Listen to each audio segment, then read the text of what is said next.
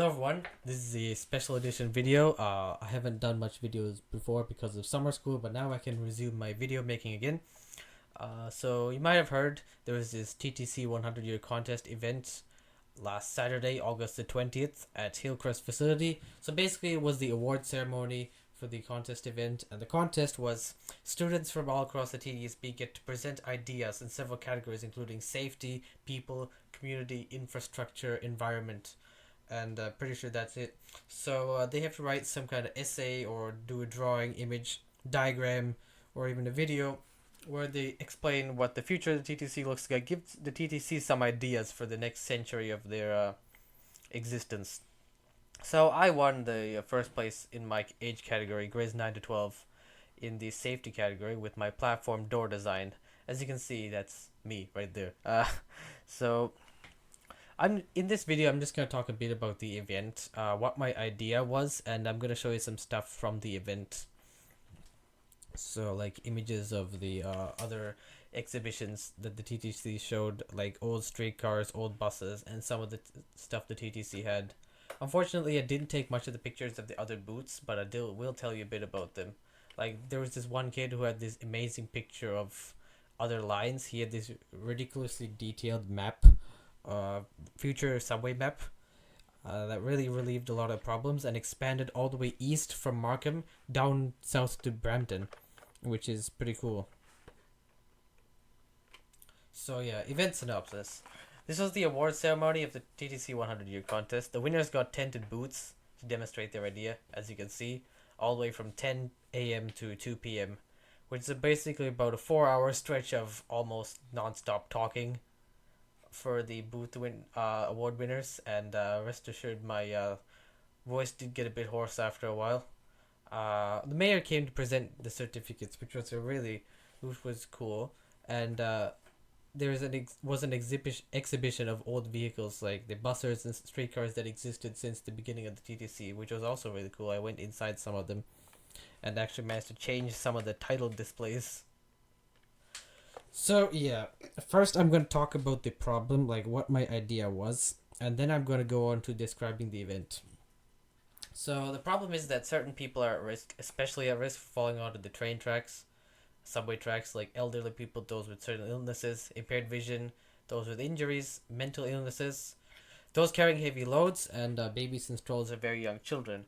Because the floor is actually sloped slightly towards the tracks, so that means wheeled vehicle will be at risk from falling onto the tracks if it's not attended. If you don't put stroller brakes, or those under the influence of alcohol or drugs are also at risk. And also, anybody in general would be at risk if one of the two happens. Like if the floor is slippery, because in winter, especially when people bring in melted snow, the floor is going to be a bit wet and slippery. Or if the train happens to be going at a particularly high speed and displaces a lot of air.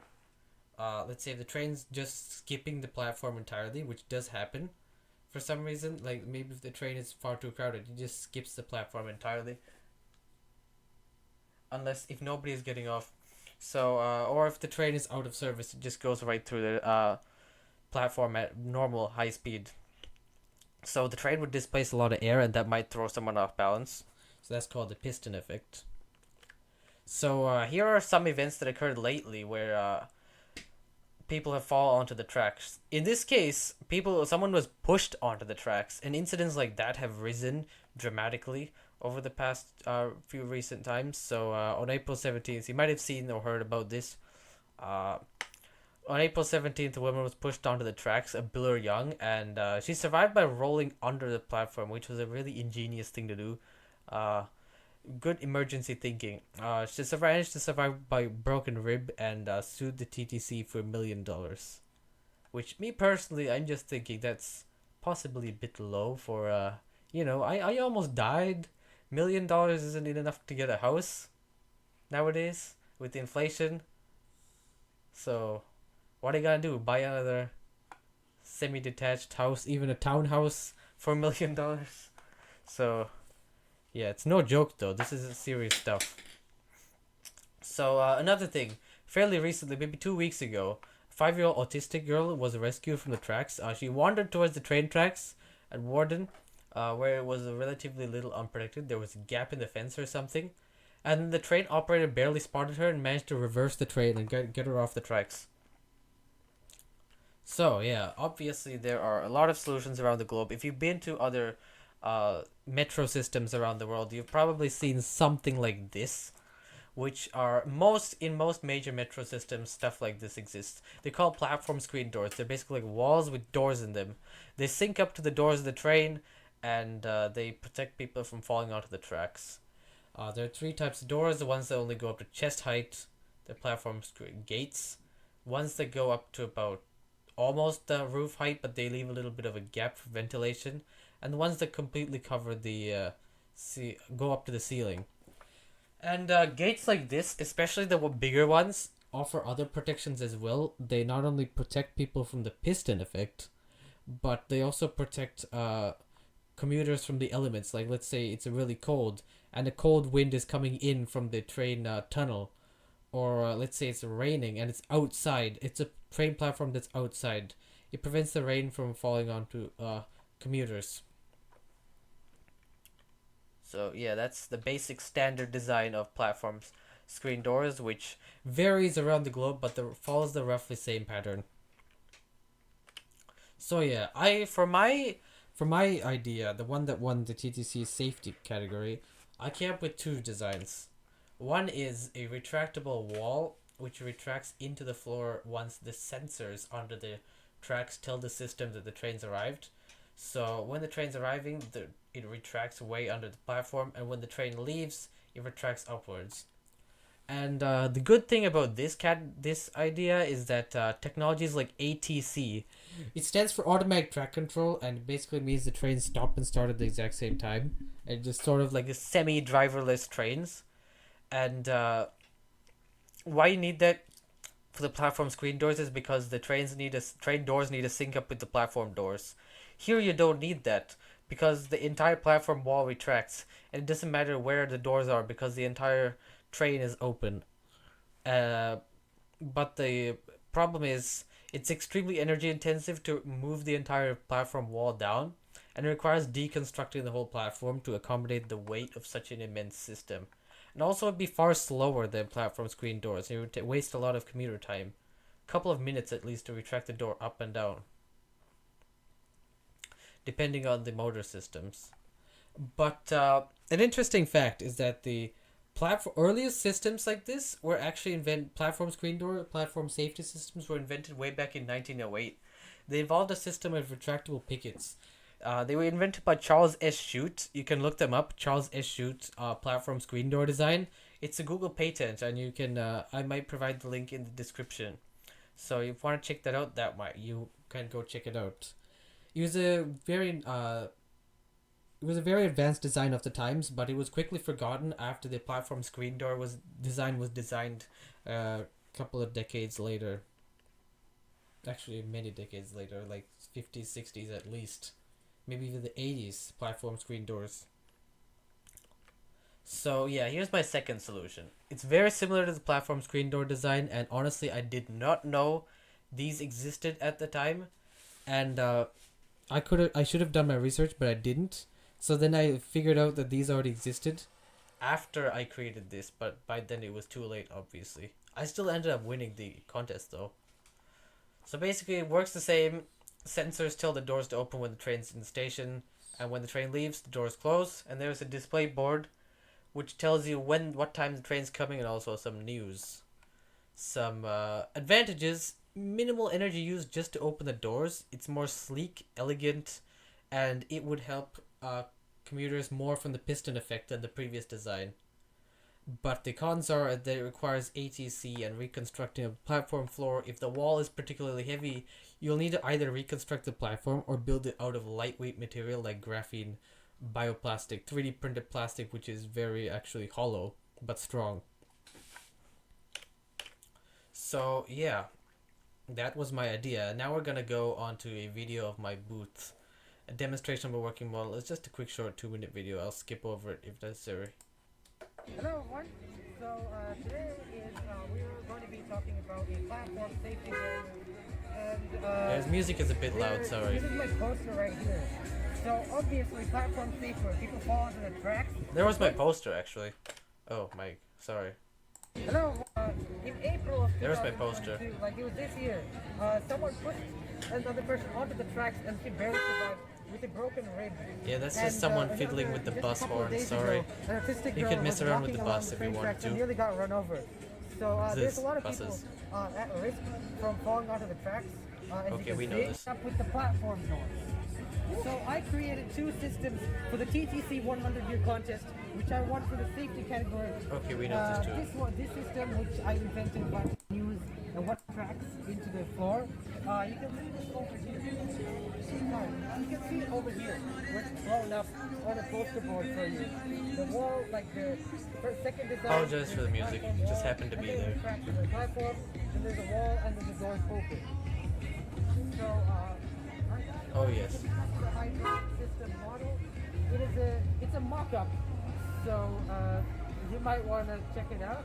So it's not exactly similar to our own platform. So there's my working model right here.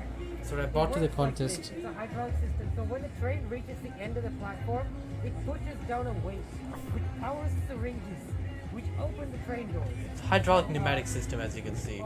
The train pushes down, it pushes it open. Fairly simple system, which actually took a long time to When the train reaches build. the end of the platform, it pushes down on this, which pushes the train doors open. But the spring. Yeah, that was a big pushes back hit up at again. the spring is not very event. powerful, A lot of people wanted so to it doesn't push do the it. thing There was the this whole kid. way. There were a bunch of Took little us kids quite a while especially to who make, wanted to and, with try a lot this of errors, out. but eventually we got Well, to this do one it. guy kept So coming this back is the consistently, TTC even after the event contest was like more or held less at done. Hillcrest facility. So Uh, yeah, It was held today on August 20th, 2020. that footage was a week ago during the event. It was pretty crowded, but it was nice. It was nice. And you know, one of my things on my bucket list when I was a kid, like I wanted to go to when I went to the community fairs or whatever, I saw these guys in tented boots, like spinning a wheel or demonstrating something or whatever. And I was like, oh hey, I want to be in one of those booths. So then, like many years later, like not many years later, it's only like maybe less than 10 years later, I ended up participating in one of those fairs. This time, not as a participant, but as one of the demonstrators. So that's pretty cool. Another thing on my bucket list. Completed. Hello. Okay. Yes, I was gonna get to this. I was not expecting this to happen. Well, they did say, but it was a real shock that the mayor came all the way to this event. And I didn't think this event would be so big anyways, because not many people had heard of it as far as I'm aware. So there was like at least maybe 1,000 people, like on and off, like total. Few hundred people at any given time.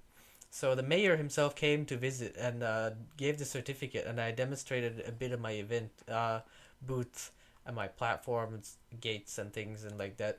And stayed for a bit. So yes. Yeah. Okay. It's a nice certificate though. So yeah. This is another thing I did. So might have heard the bus horn in the background. People got to do a lot of stuff with the old and new buses. So I learned how to change the bus title display. One of my fellow contestants told me that you had to enter some codes in here to change the bus title display. So I did so. This is the route I usually take to school. So 86A to Toronto Zoo. So I just changed it and boom, the title changed. Oh yeah, you might have these guys. These were 100-year-old streetcars. These are as old as the TTC itself. So you might have thought the PCC streetcars, which I'll get to later, they're these guys. These streetcars were the oldest streetcars in Toronto. They're not. They're the second oldest. These are the first streetcars in Toronto, and they're really old. You can even see some old advertisements over there, and it's all air powered. Like it's not totally air powered. It's like really primitive streetcars that existed for a very long time, and they were pretty cool to go in. They're all wooden finish, and typical maroon and brown yellow colors. They were all muted colors compared to now. It was a pretty cool experience standing in a living piece of history. This specific streetcar is 100 years old. The one I'm in. is exactly over 100 years old.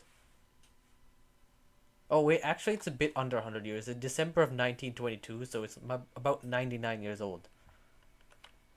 Again, the PCC streakers, they're not nearly as old, but they're still pretty old. They're like 60, 70 years old, which is pretty old for a streetcar. They got retired in around the 1980s, 70s, replaced by these streetcars most of us knew until the new ones popped around. You sometimes see two of these are hired, like in the Toronto downtown area, as charter service. So you might see some of these hanging around near Harbourfront. So, oh yeah, TTC had a bunch of their own displays as well. Like none of the contestants, like they had their own displays. No, so they were explaining what they might were gonna do in the next uh, few decades. So they're gonna improve public safety, introduce some new vehicles, reorganize some things that compete with car traffic, and increase their environmental sustainability, reduce the carbon footprint. So they had some pretty cool stuff they had. And you might want to check out TTC has some official plans. Like they have some major plans for line extensions that they're actually doing. So you might have heard about the Line 5 line, but there's also a Line 6 line that goes along Finch Avenue West. That's going to open in around 2026. They're going to delete the, no, not delete, like demolish the Line 3, the RT, end of this year or beginning of next year, and replace that with a subway extension up to Shepherd Avenue East. So three new stations: Lawrence East, there is Scarborough Center, and Shepherd Avenue East. New stations. Well, technically old stations, but they're just revamping them. And they say it's just gonna be better overall because mid stations that were in the middle of the Line 3, most of them just didn't get used anyway. It was a net loss. And also they're gonna, for the new Line 3, they're gonna add a new blue line that goes right through downtown and heads north up to Eglinton. So that's gonna be a big line that's gonna relieve a lot of traffic congestion in Line 1 and Line 2. So oh yeah, electric buses. They're gonna introduce these. I think they're gonna make their fleet completely electric or 75% electric by 2030. And did you know that Toronto has the largest fleet of electric buses in North America? That's like including big cities like New York, Mexico City. Yep, Toronto has the biggest fleet. I think Toronto has just one of the most twisted and convoluted bus networks of any city in North America, or any city really, because our subway network is so bad, but we have a ton of buses.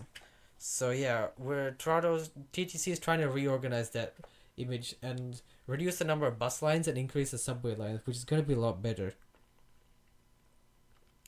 Oh yeah, Wheel-Trans. These are the newer vehicles. These are the special vehicles for those with disabilities or those who are sick and old. So there's a first aid kit in the back and the special disabled seats throughout the car. And I got to sit in one of them. And I didn't drive it. I don't have my driver's license yet, but I will get it this year, I think. I hope. I'm going to get my G1 this year. So, yeah, there I was behind the wheel. It's fixed in place, obviously. They have like a wheel barrier over there. So, oh yeah, now we're done. And it was a pretty good event. And if you want to see more, there is this TTC open house on September 17th. Hillcrest facility, 1138 Bathurst Street. It's a bit similar to this, except less fanfare, less awards.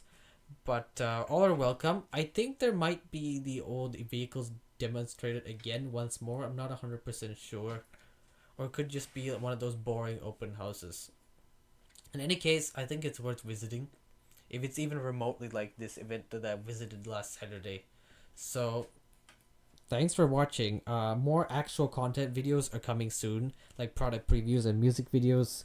So if you want to stay tuned for those, they're coming every Saturday from now on at 12 a.m. That's 12 p.m. noon Eastern Standard Time, unless I have explicitly said there are going to be other videos on other times.